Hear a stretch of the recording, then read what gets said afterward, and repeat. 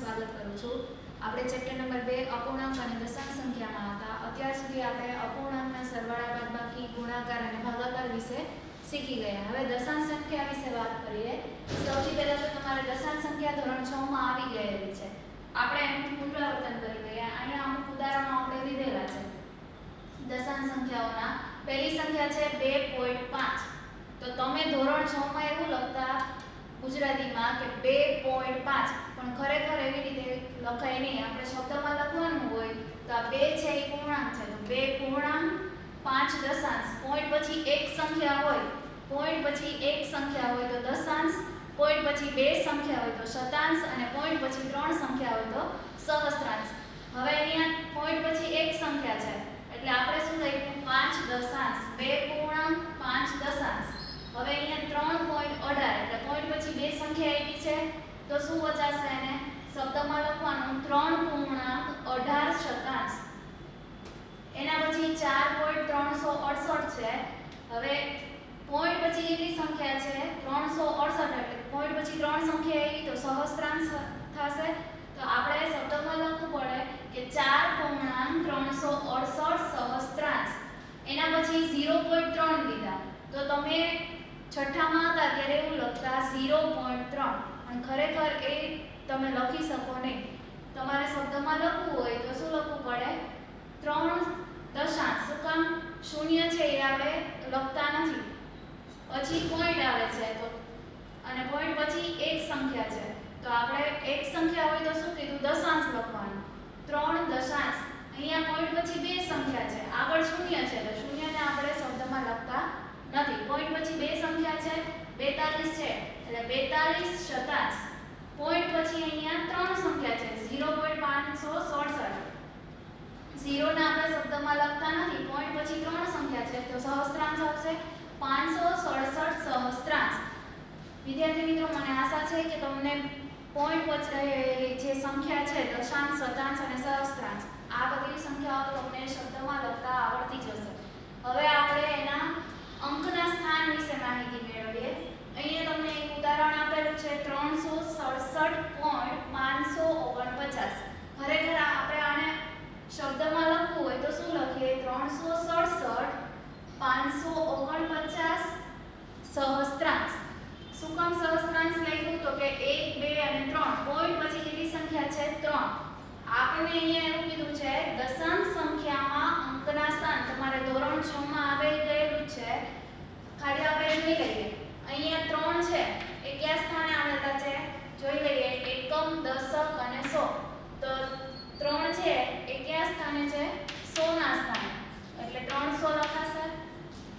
પછી છે 6। જ્યારે પણ તમે જે સંખ્યા આપેલી હોય દશાંશ સંખ્યા, એને તમારે અંકના સ્થાન દર્શાવવાના હોય તો તમારે પહેલેથી જ જોવાનું આ 3 છે, પહેલી સંખ્યા કઈ છે? 3 કયા સ્થાને છે તો જોવાનું, એકમ, દશક અને સો ના સ્થાને છે તો આપણે શું લખવાનું? 300। તમારે ધોરણ 6 માં આસનના મૂલ્યો આવી ગયેલા છે, શીખેલા જ છો। એના પછી બીજી સંખ્યા છે 6, તો એ કયા સ્થાને છે? એકમ અને દશક, તો આપણે લખશું 60। એના પછી આવે છે 7, તો 7 છે એ કયા સ્થાને આવેલા છે? તો કે એકમના સ્થાને, તો 7 ના 7 એમ નંબર રહેશે। હવે પોઈન્ટ પછીની સંખ્યા આવે છે, પોઈન્ટ પછી પહેલી સંખ્યા કઈ છે? 5, એટલે એ કયા સ્થાને છે? તો કે દશાંશના સ્થાને, તો 5, 5 ના છેદમાં 10, દશાંશના સ્થાને છે એટલે છેદમાં શું આવશે? 10। એના પછી કઈ સંખ્યા છે? 4 છે એ કયા સ્થાને છે?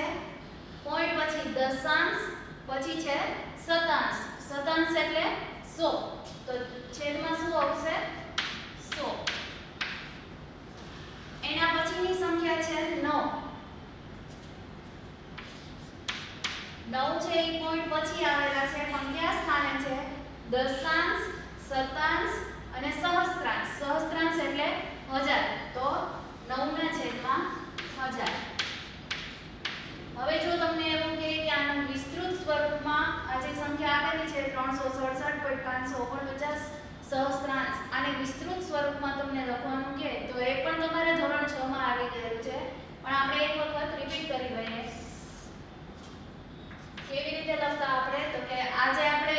એક સંખ્યાના સ્થાન દર્શાવેલા છે એને આપણે એક સાથે દર્શાવશું.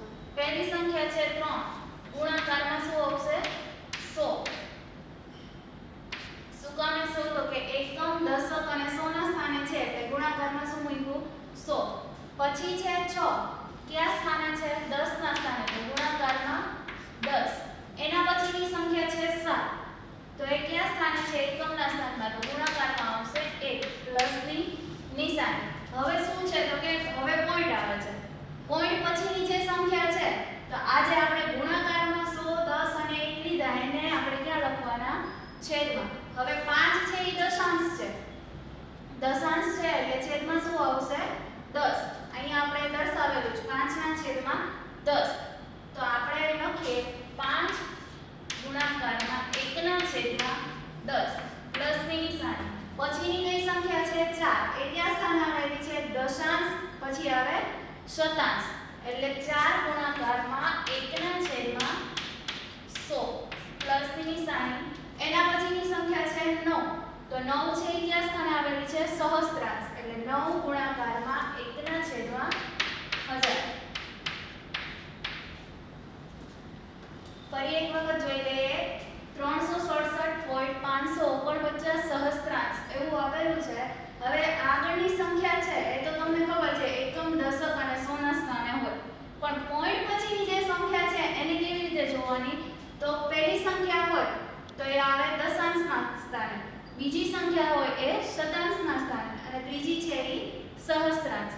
હવે તમે એને વિસ્તૃત સ્વરૂપમાં દર્શાવો તો કઈ રીતે લખશો? તો પહેલી સંખ્યા 3 છે કયા સ્થાને છે? 100 ના સ્થાને તો ગુણાકારમાં 100 મૂકવાના. બીજી સંખ્યા છે કયા સ્થાને છે? દશકના સ્થાને તો ગુણાકારમાં 10 મૂકવાના. ત્રીજી સંખ્યા 7 છે કયા સ્થાને છે? એકમના સ્થાને તો ગુણાકારમાં 1 મૂકવાના. પછી પોઈન્ટ પછીની જે સંખ્યા આવે છે, પોઈન્ટ પછી પહેલી સંખ્યા છે દશાંશના સ્થાને છે તો ગુણાકારમાં 1 ના છેદમાં 10 મૂકવાના. જો તમને યાદ ન રહે તો પોઈન્ટ પછી કેટલાની સંખ્યા છે? પહેલી સંખ્યા તો 1 ની પાછળ 1 મીંડું ક્યાં મૂકવાનું? છેદમાં. પછી પોઈન્ટ પછી બીજી સંખ્યા 4 શતાંશના સ્થાને છે તો 1 ના છેદમાં 100. એમ યાદ ન રહે તો પોઈન્ટ પછી કેટલામાં સ્થાને છે? તો કે 1 અને 2, તો 1 પછી કેટલા મીંડા મૂકવાના? 2, પણ ક્યાં? છેદમાં. 1 ના છેદમાં 100. એના પછી ત્રીજી સંખ્યા છે 9 સહસ્ત્રાંશના સ્થાને છે તો 1 ના છેદમાં 1000 મૂકીએ છીએ. પોઈન્ટ પછી કેટલામાં સ્થાને છે? 1, 2 અને 3, તો 1 પછી કેટલા મીંડા આવશે? 3 મીંડા ક્યાં મૂકવાના? તો કે છેદમાં 1000. વિદ્યાર્થી મિત્રો, મને આશા છે કે તમને આ દશાંશનો જે આપણે માહિતી લીધી એ તમારે ધોરણ 6 માં આવી ગયેલી છે. ફરી એક વખત આપણે રિપીટ કરી. હવે વિદ્યાર્થી મિત્રો આપણે એકમ તરફ જોઈએ. એકમો અહીંયા આપણે અમુક લીધેલા છે, તમારે ધોરણ 6 માં આવી ગયેલા છે, પણ થોડું આપણે રિપીટ કરી લઈએ. 100 પૈસા બરાબર 1 રૂપિયા. આપણે ઊંધું બોલીએ 1 રૂપિયા બરાબર 100 પૈસા, 1 મીટર બરાબર 100 સેન્ટીમીટર, પણ આપણે અહીંયા ઊંધું લખેલું છે. 100 પૈસા બરાબર 1 રૂપિયા. 1000 ગ્રામ બરાબર 1 કિલોગ્રામ. 10 મિલીમીટર બરાબર 1 સેન્ટીમીટર. 1000 મિલીમીટર બરાબર 1 મીટર. 10 લાખ મિલીમીટર બરાબર 1 કિલોમીટર. 10 સેન્ટીમીટર બરાબર 1 મીટર. 1 લાખ સેન્ટીમીટર બરાબર 1 કિલોમીટર અને 1000 મીટર બરાબર 1 કિલોમીટર. હવે તમને એવું લાગે કે ટીચર અમારા આટલા બધા એકમ કેવી રીતે યાદ રાખવા? આ તો યાદ રહી જાય. 100 પૈસા બરાબર 1 રૂપિયા, 1000 ગ્રામ બરાબર 1 કિલોગ્રામ, 1000 મીટર બરાબર 1 કિલોમીટર. પણ આ મિલીમીટર, સેન્ટીમીટર એને કેવી રીતે યાદ રાખવા? તો એના માટે આપણે અહીંયા એક નાનકડી એવી રીત લીધેલી છે. સૌથી નાનો એકમ મીટરમાં કયો છે? મિલીમીટર. પછી સેન્ટીમીટર, એના પછી મીટર અને એના પછી કિલોમીટર. હવે મીટર છે, મીટરમાંથી સેન્ટીમીટરમાં જવા માટે આપણે ઉપર 10 લખ્યા, સેન્ટીમીટરમાંથી મીટરમાં જવા માટે 100 અને મીટરમાંથી કિલોમીટર જવા માટે 1000. હવે તમારે યાદ શું રાખવાનું કે 10 મિલીમીટર બરાબર 1 સેન્ટીમીટર. 10 મિલીમીટર બરાબર 1 સેન્ટીમીટર. અહીંયા આપણે લખેલું છે 10 મિલીમીટર બરાબર 1 સેન્ટીમીટર. આ જે તમે 10, 100 અને 1000 જે લ્યો છો એ 10, 100 અને 1000 ને કોની સાથે જે એકમ તમારે લેવાનો છે ડાબી બાજુ એની સાથે જોડો.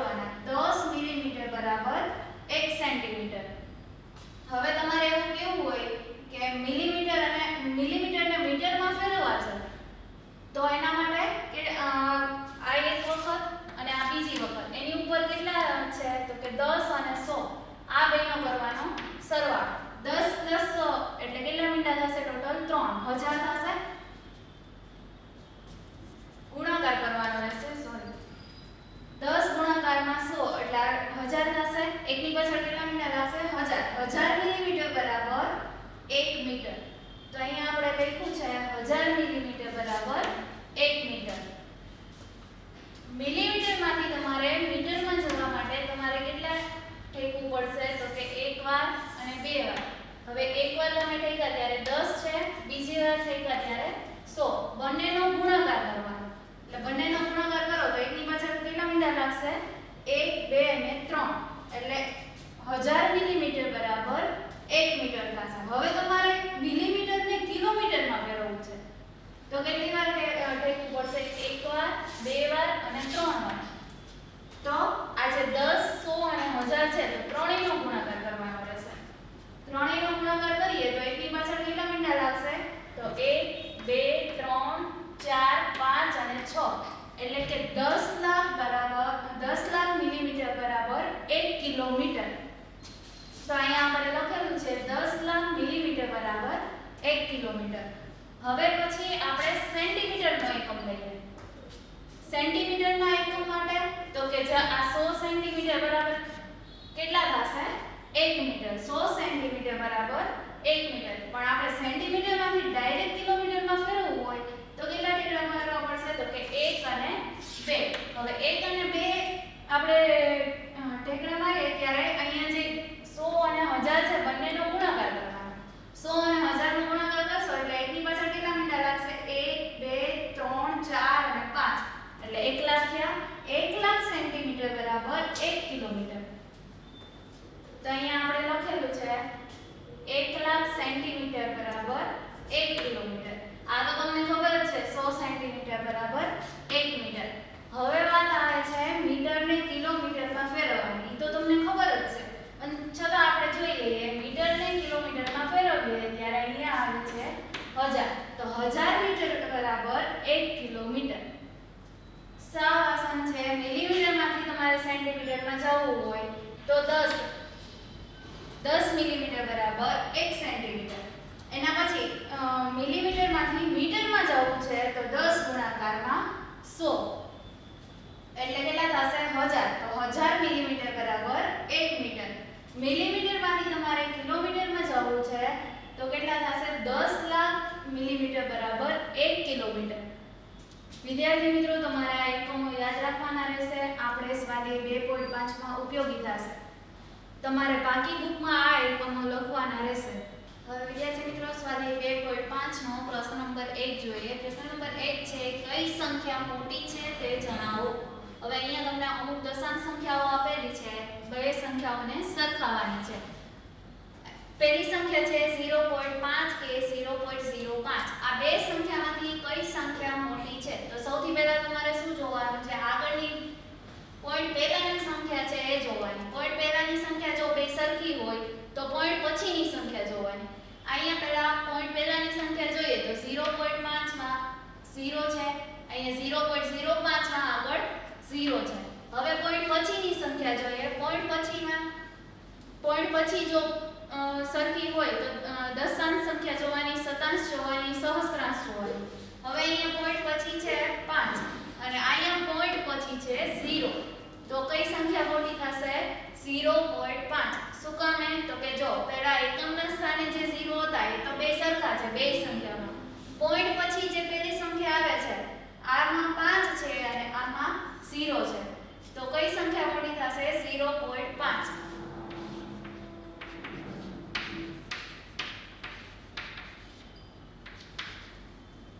ગ્રેટર ધેનની નિશાની મૂકી આપણે કઈ બાજુ? તો કે 0.5 મોટા છે એટલે આપણે ગ્રેટર ધેનની નિશાની મૂકીએ છીએ. જવાબમાં લખવાનું 0.5 એ 0.05 કરતા મોટા છે.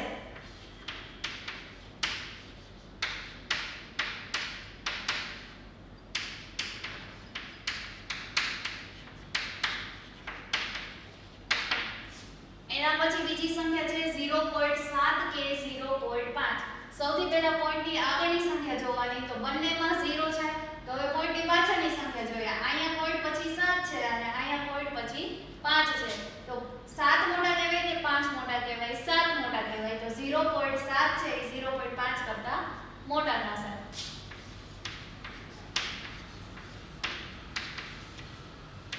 જવાબમાં લખવાનું 0.7 એ 0.5 કરતા મોટા છે.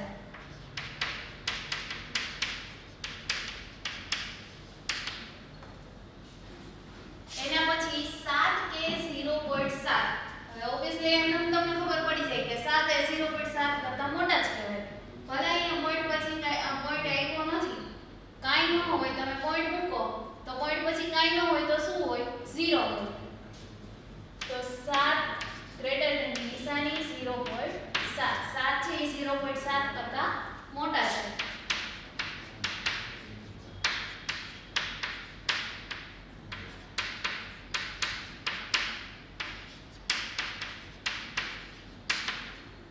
એના પછી 1.37 મોટા કે 1.49 તો સૌથી પહેલા આપણે જે પોઈન્ટની આગળની સંખ્યા છે એ બે સરખાવીએ તો બંનેમાં 1 છે તો પોઈન્ટ પછી જોઈએ. પોઈન્ટ પછીની જે દશાંશના સ્થાનમાં સંખ્યા છે એ જોઈએ. અહીંયા પોઈન્ટ પછી પહેલી સંખ્યા 3 છે અને અહીંયા છે 4 તો કઈ સંખ્યા મોટી થશે? 1.49. એમનો મેં ખબર પડી જાય આમાં પોઈન્ટ પછી 37 છે અને આમાં પોઈન્ટ પછી 49 છે તો 37 કરતા 49 મોટા છે હવે. તો આમાં આવશે લેસ ધેન ની નિશાની.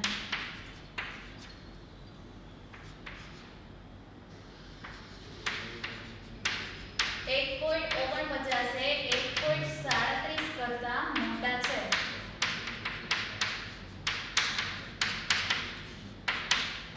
એના પછી 2.03 કે 2.30 બેમાંથી કઈ સંખ્યા મોટી છે? તો બંનેમાં પોઈન્ટની આગળની જે એકમના સ્થાનમાં સંખ્યા આપેલી છે એ બે સરખી છે. અહીંયા 2 છે અહીંયા 2 છે તો હવે પોઈન્ટ પછીની સંખ્યા જોવાની રહેશે. અહીંયા પોઈન્ટ પછી 0 છે અને અહીંયા પોઈન્ટ પછી 3 છે તો કઈ સંખ્યા મોટી કહેવાય? 3 એટલે 2.03 કરતા 2.30 છે મોટા કહેવાશે. તો આમાં આવશે લેસ ધેન ની નિશાની. 2.30 એ 2.03 કરતા મોટા છે.